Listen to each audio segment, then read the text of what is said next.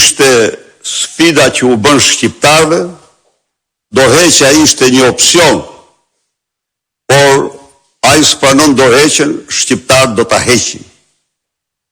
Shqiptarët do ta heqin, nuk do pranojnë kur më një hajdut si ai kryeministër. Kështu që përgjigjja ime është kjo, shqiptarët do t'i tregojnë vendin atij, dorëheqja ishte opsioni. Çdo njeri në kushtet e tij, përveç atij, do të kishte dhënë dorëheqjen.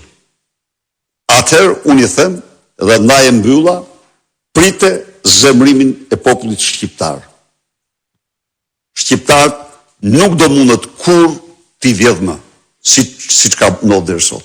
Të gjitha pretendimet e tij janë një mashtrim. Në emër të Bashkimit Evropian, por e garantoj se Bashkimi Evropian ka kërkesë themelore për Shqipërinë, luftën kundër korrupsionit dhe abuzimit me ligjin dhe detyrën. Dhe Edi Rama është i gatshëm të bëjë gjithçka për të mbrojtur aktet e tij kriminale me detyrë dhe aktet e zyrtarëve të tij